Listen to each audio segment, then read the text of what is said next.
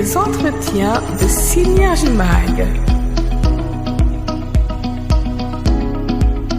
Les entretiens de Synergie Mag. Bonjour, bienvenue à vous. Bonjour à vous tous. On va parler de votre livre que vous avez réalisé. Pouvez-vous vous présenter en quelques mots, s'il vous plaît? Alors mon nom, moi, c'est Christophe Caillon. J'ai édité un livre à la fin de l'année 2025 qui s'intitule Le recueil de Genève. J'ai décidé de réaliser ce livre à partir de l'été dernier, en fait, parce que j'ai vu que en termes de documentation, puisque je fais essentiellement de la documentation au sein de l'atelier de Crécy, au sein de la fondation, que nos documentations fonctionnaient bien et que j'avais un certain succès, entre guillemets, autour de moi, en tout cas pour les collègues travaillant avec moi ou tournant autour de moi. Et comme j'ai dans ma résidence déjà 2 auteurs de livres, du coup je me suis dit tiens, pourquoi pas moi écrire aussi un livre, ce serait une idée, vu que je baigne dans la documentation, dans le documentalisme, et que je construis des dossiers sur des sujets de voyage ou des thématiques spécifiques du genre les plantes sauvages ou les champignons ou les légumes suisses, tout ce qui nous est demandé en interne au sein de la fondation, et que au niveau de la restitution, en tout cas des clients qui consultent notre documentation, on a de bons retours. Je dis tiens, pourquoi pas me lancer moi-même dans l'écriture et de bâtir un roman et de le commercialiser après par la suite. J'ajoute que mon roman, je le fais à petit prix, 20 francs, moins cher qu'une coupe de cheveux. Je pense que c'est un slogan publicitaire intéressant. Les entretiens de Synergie Mag. D'où vient votre inspiration en tant qu'écrivain? De mes expériences passées, de mes lectures, notamment des Sherlock Holmes ou Indiana Jones au niveau de l'inspiration cinématographique. Voilà, c'est un peu les sources, entre guillemets, de ce roman qui bâtit essentiellement par rapport à Genève, parce que c'est un document d'inspiration locale. Je fais bien intituler Le recueil de Genève. Donc c'est vraiment un roman local et issu de l'histoire de Genève et puis que ce qu'on peut broder au niveau de l'historique de Genève. Est-ce que vous avez eu des difficultés en tant qu'écrivain? Non, j'ai mis le temps qu'il fallait pour bien le mettre au point, mais j'ai pas eu de problème d'inspiration. Pour ma part, vu mon expérience déjà, j'ai pensé éventuellement me lancer dans l'écriture quand j'étais jeune, c'est-à-dire quand j'étais ado, mais j'étais clairement pas mature pour ça, parce que je manquais de recul, je manquais de confiance en moi, et puis j'étais souvent déçu par mes réalisations en tant que rédacteur. Des rédactions que je pouvais faire, je trouvais que j'étais parfois mi-figue mi-raisin, quoi. J'étais moyennement satisfait de mes prestations. Sauf une fois où j'étais surpris, ça fait date parce qu'effectivement, ma professeure de français m'avait cité en exemple sur un sujet qui était très commun, qui était de l'ordre du comportement de l'automobiliste dans un embouteillage. Et moi, j'avais pris l'angle de l'humour. Donc, je faisais la caricature d'un ronchon du volant en train d'insulter tout ce qui bougeait autour de lui, autant au volant que ceux qui traversaient la rue. Enfin bref, c'était quelqu'un d'irascible. Et puis, j'avais bien introduit mon sujet, bien capté l'attention de mon lecteur et j'avais interpellé ma prof de français. Elle avait beaucoup ri. Là, je vois, avec les années, j'ai mûri. Et là, je pousse mieux mon texte,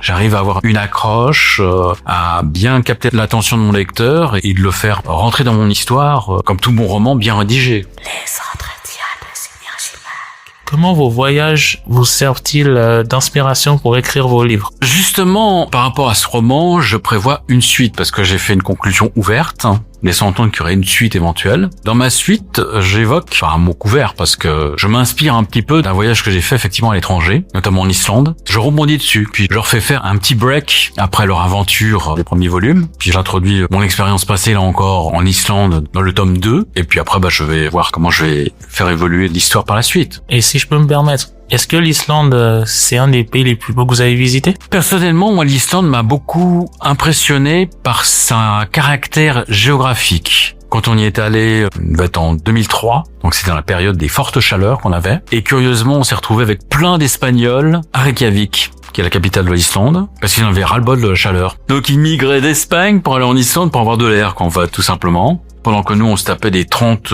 et quelques degrés, 35 ou un truc comme ça, là-bas, il faisait que 20 degrés. Et pour eux, 20 degrés, c'était déjà tropical.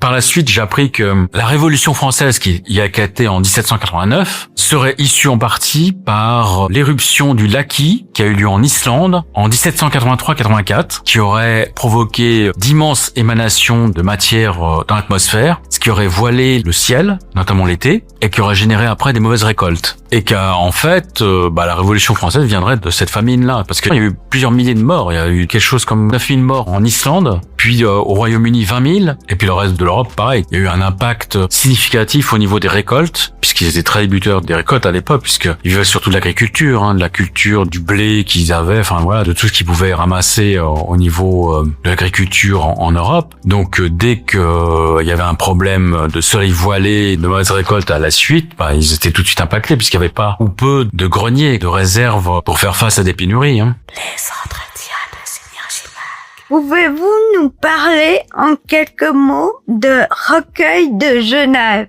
Ça se base sur une enquête d'une archiviste notamment qui tombe sur un document qui est crypté dans les vieux tiroirs des archives de Genève et avec des éléments codés. Et comme elle est cryptographe en même temps de formation, voilà, elle décrypte le document en question et puis après il y a toute une histoire qui se déroule autour de ça. Donc après ils font une enquête aussi dans le vieux Genève et il y a des accroches qui tiennent en haleine le lecteur jusqu'à la fin. Où et comment peut-on se procurer votre livre? J'ai fait circuler quelques petites affichettes avec mon nom, mon email, mon numéro de téléphone. Pour ceux qui veulent vraiment m'acheter mon livre, il y a juste à faire le numéro de téléphone et je suis là. caillon3ch@gmail.com, mon adresse email.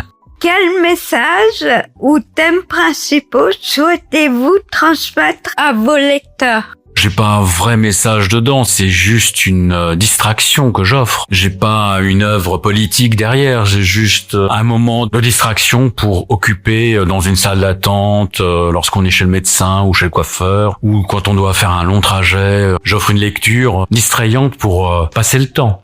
Et quels sont vos projets en tant qu'écrivain?